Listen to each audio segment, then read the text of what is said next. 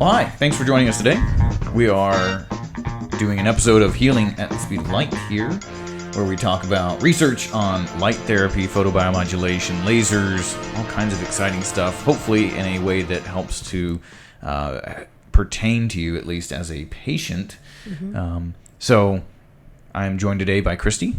Christy's a certified laser tech, and she's been doing laser treatments for a long time. She's also the chief designer and approver of our online course materials for doctors. So this is sponsored by Laser Therapy Institute, mm-hmm. which produces training and online materials for physicians who are doing light and laser therapies. Mm-hmm. But of course, this today that we're doing is focused on trying to help people in the general community understand more about light therapies, including, like today, we're talking about infrared saunas. We're talking about these stem cell patches that are light patches that you may have seen advertised out there. And the similarities, the differences, the usefulness compared to more traditional laser therapy. So it's just an amazing modality. Yeah, there's a lot of really neat research that goes on. So that's what we'll be doing today, is talking about a little bit of research. Mm-hmm. My name is Jason Roundtree. I'm a chiropractor and certified medical laser safety officer. So before we really get rolling into this, we've got an article by the great Dr. Hamblin, mm-hmm. Michael Hamblin, who was actually a guest on the show a few months back. Right. But we've got an article from him from just towards the end of last year, 2022, that talks about these different modalities.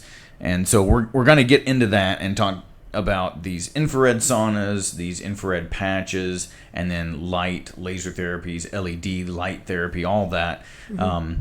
But Christy has been a runner for a long time and had a pause in her running career and has been back at it again. And so she just completed a half marathon. Was that last week? Yes, last Saturday. Nice. In the rain, in the mud.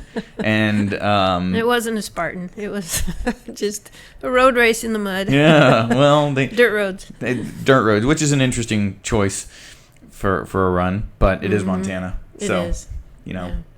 Be prepared. Right. But she placed first in her age group and was the second female overall. And then in the full group was 15th or 15th or 16th. Yeah, that's pretty darn good. Yeah, I was pleased. You should be. It was one of those things where, your tracking mechanism shuts down because of the moisture, and so you don't know where you are, and you know where you are, but you don't know what kind of time or distance you've achieved. So it was just, let's just run. And so I did, and still did quite well. That's great. So that's really great. Congrats. But thank you. And you had mentioned the pause, and mm-hmm. There were a couple years where I had to heal from an injury, and I have to attribute a lot of that to light therapy. So yeah, that's cool. So, and now you're back at it and doing now I'm back amazing. Yeah, getting stronger. Yeah, yeah. We were, before we got launched here, we were talking too about amino acids. Mm-hmm. And we did an interview with Dr. Robert Wolf, who is the creator of some really amazing amino acid blends. This was back in April, so go back and listen to that episode.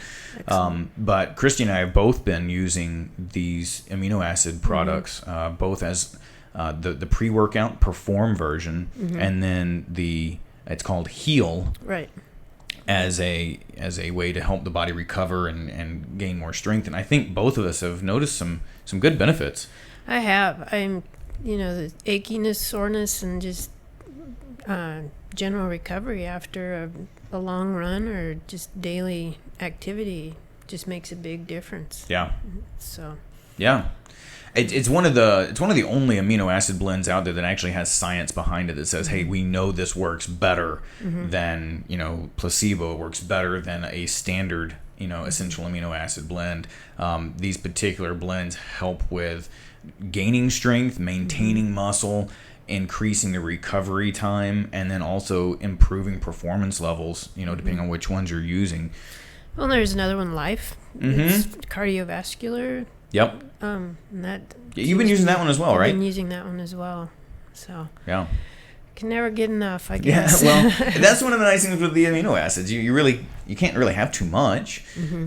It's a great way to be able to supplement in a way that makes sense. But they have another one too. The other blend, and I cannot remember the name of it. Purity? Purity. Yeah. I haven't tried that one yet. No, and I haven't either, but I've got a couple of patients who are using it right now. Isn't it more about the liver? It is. Yeah, it actually helps to decrease fatty liver, which is amazing, really. I mean, diet is important for that, and of course, ceasing alcohol. But I have one gentleman who he doesn't drink, and he had some really negative effects from a medication he was taking that created this fatty liver disease. It wasn't a diet thing for him, so he didn't really have anything he could fix. It was just like, well, your liver's messed up now. That's too bad. So we started him on this, and his numbers have been improving.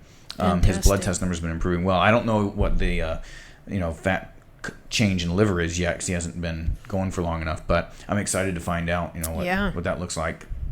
Nice. So if you're interested in any of this, the best place to go is go back and listen to that episode with Dr. Robert Wolf from April 3rd, I believe it was, here on Healing at Speed of Light podcast. You can also just go to their website and order this stuff and try it out. It's worth it. I think you get a discount off your first order. I think you do, and then some supplements and things like this you just don't even enjoy the taste, but these are actually quite tasty. So, yeah. I mean, that's a benefit too. That is a big benefit. You can enjoy what you're drinking. Well, you're better on the discipline side than I am, but for me, if I don't like the way it tastes, I've got maybe a week and then I'm out. Yeah. I'm just not going to be able to keep doing it. But they are pretty darn good. There's a variety of flavors too. Right. So I mean, I'm pretty impressed with it. I don't like to promote really any particular thing unless I know it works. And I've tried it myself. I can see the science behind it and read the studies, and that's the case with this particular supplement. I really do think there's some benefit. Definitely. So go back, listen to that podcast, but also you can go to their website, aminoco.com/LTI. That'll take you to actually our page within their site, and that will get you that discount. I think it's 30% off. The first time, yeah. Yeah. I believe so. So aminoco.com/LTI. We'll put a link in the show notes for that. But I'm really encouraged by that. You don't find a lot of supplements that have the science behind it that work well. Right. I think it's worth a shot. Try it out. See what you think. Let us know. Yeah. Yeah. Yeah. Good. Okay. Cool. Well, anyway. Now. And that wasn't an ad or anything. That's No, just we really like. I like this stuff. We like the benefits. We like the effectiveness, and we've seen and felt results. Yeah. Exactly. So. Yeah. And we're both fairly different. You're a runner. I'm definitely not. But you do other things in the gym. Yeah, and you're stronger for it. I can tell the difference for sure. So, okay. Well. Yeah, we'll move on, but seriously, check it out.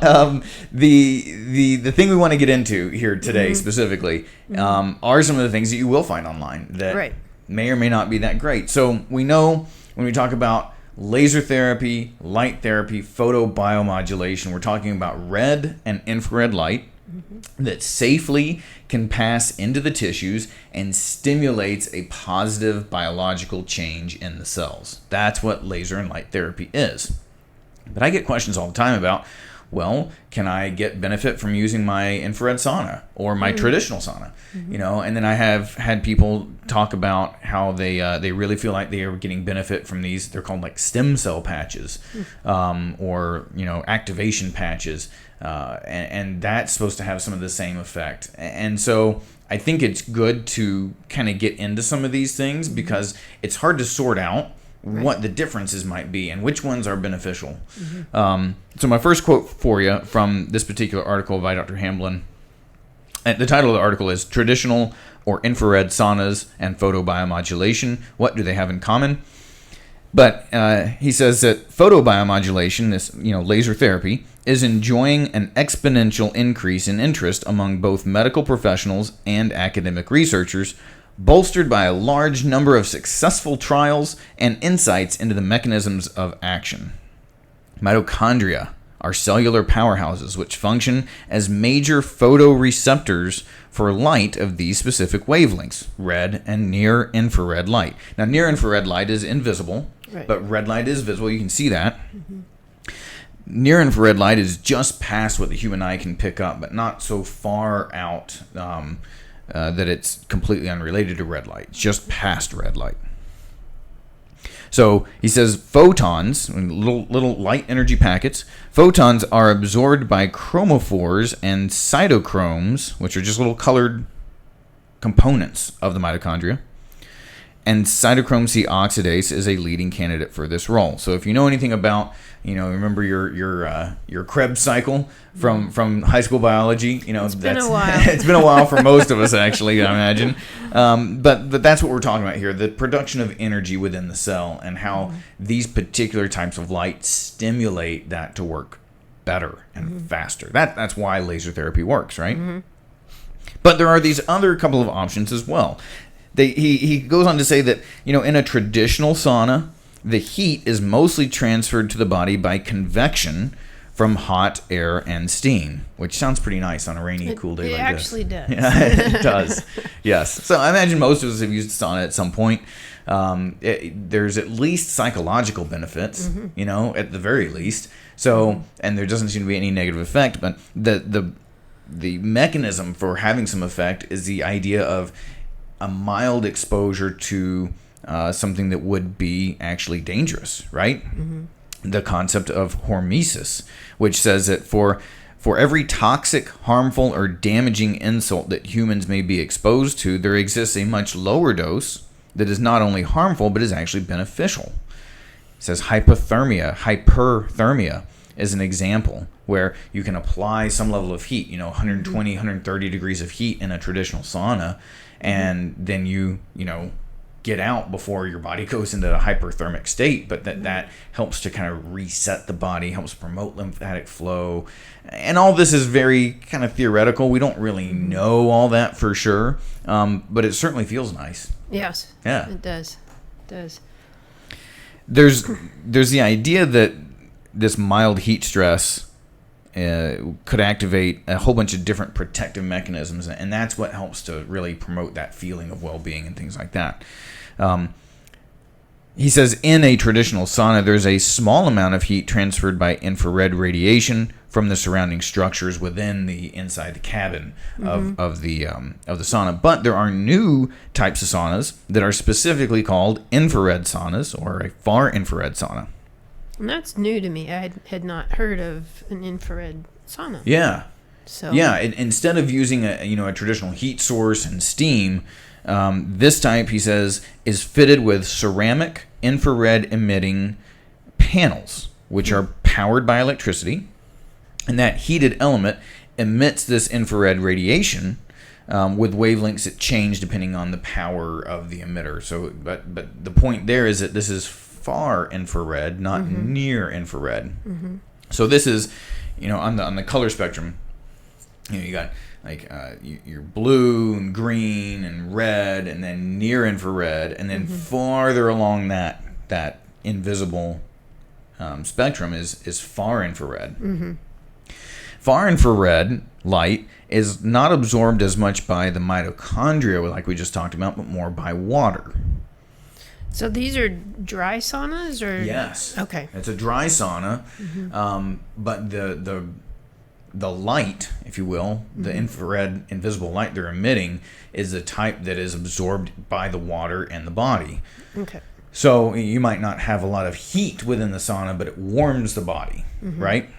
And it produces the perspiration and sweating, and then near far infrared, or the light is absorbed by that moisture. Yeah, but also within the cell, the most prolific element within the human body is water. Right. And so much of that radiation is absorbed very, very quickly, but tissues deeper to that are still warmed down 2 to 4 centimeters of depth. You still have warming, and that warming of water within the cells at a safe level, of course, is proposed to stimulate perhaps some level of improved metabolism. It certainly does appear that it would help ions exchange between layers, between the membranes. And that is an important process for the health of the cell. Cells need to be able to exchange materials back and forth across the membrane. If you can make that a little bit easier, then, supposedly the cells function better. Yeah. So that's kind of the idea behind the far infrared saunas. It's not necessarily the exact same as applying, an 800 nanometer laser or a 600 nanometer laser and stimulating the mitochondria that way. It seems to be this more water-based effect, but still probably a beneficial effect on the body overall. Yeah. So not a bad thing. A little bit unrelated to some of the results that we see, but at the same time, a way to safely use light, even though it's invisible light, to stimulate a positive response in the body. So are we for or against it? Well, I mean, it's pretty hard to be against it, really.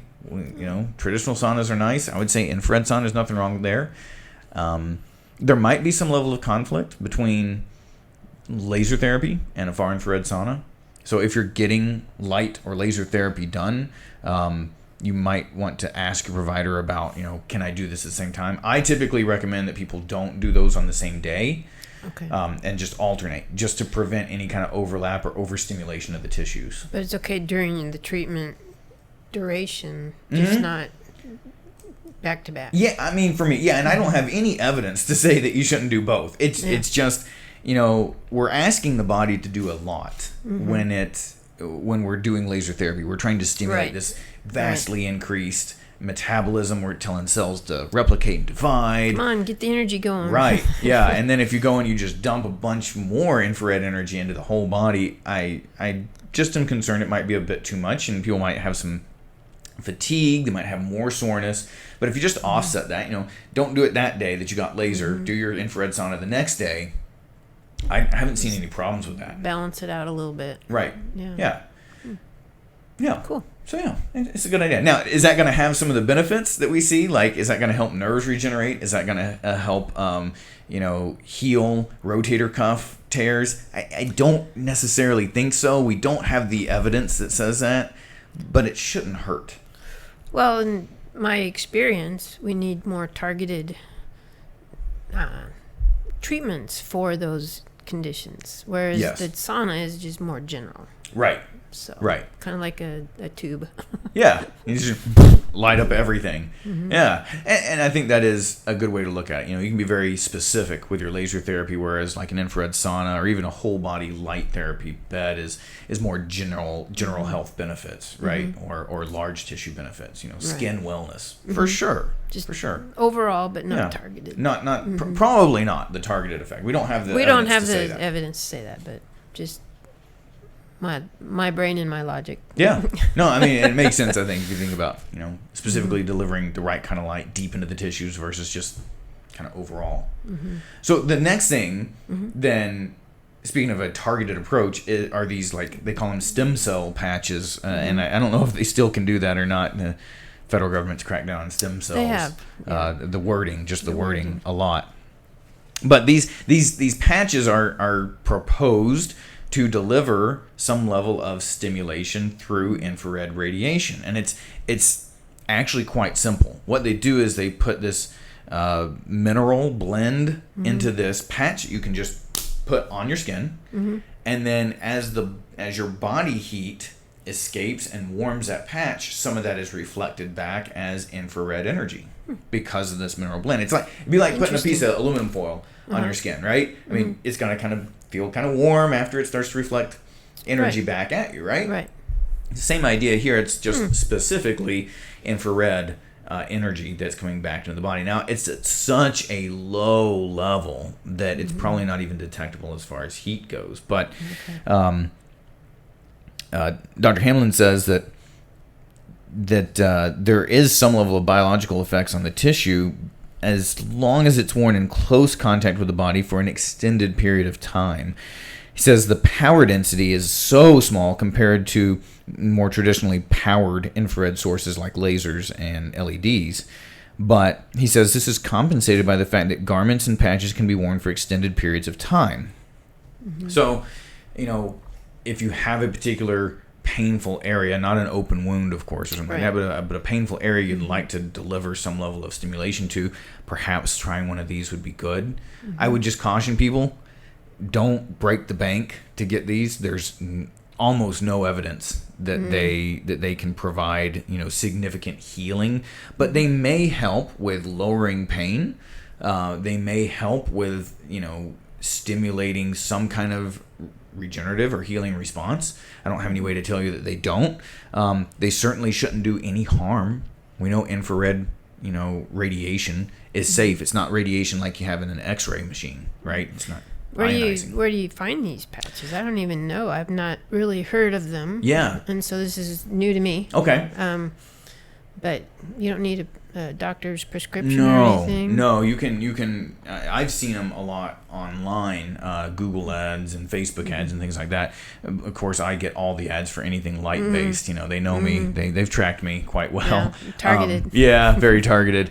But yeah, you can look them up. There's a few different brands, I think. And again, don't break the bank, but it's not anything that I would tell people not to try. It may have some level of beneficial effect, or even if it's a little bit of a placebo effect. I mean, it doesn't have side effects like medications do. So is it a better idea to try that versus medication? I'm going to say yeah. Well, I mean, even if we don't have a ton of evidence behind it, try it.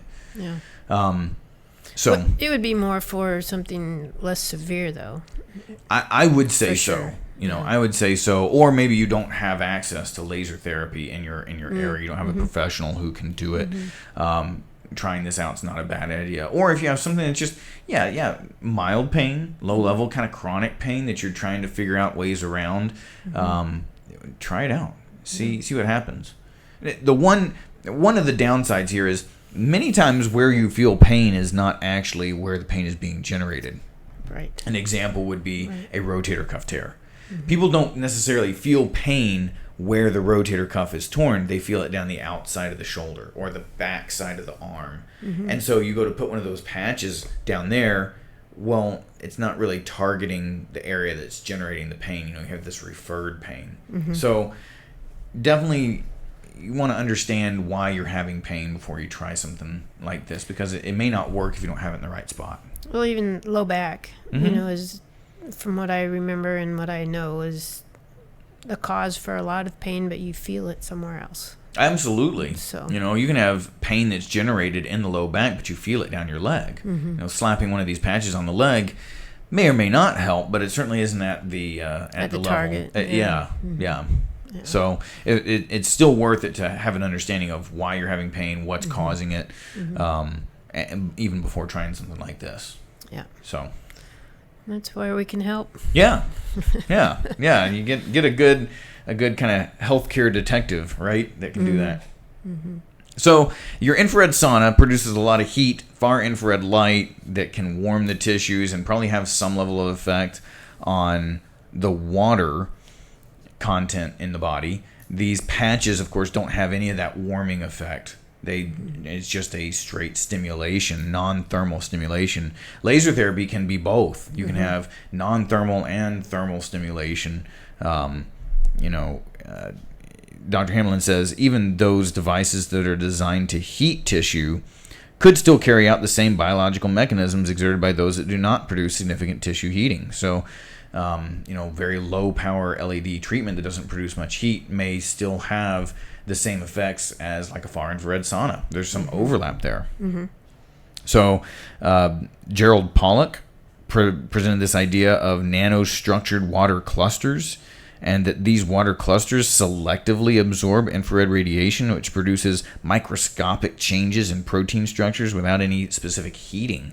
So you don't have to feel warmth to have a good effect in the tissues at the cellular level. So in infrared sauna, you're going to feel heat. These patches, you're not. Laser therapy, you may or may not feel any level of warmth. And all of that is probably okay.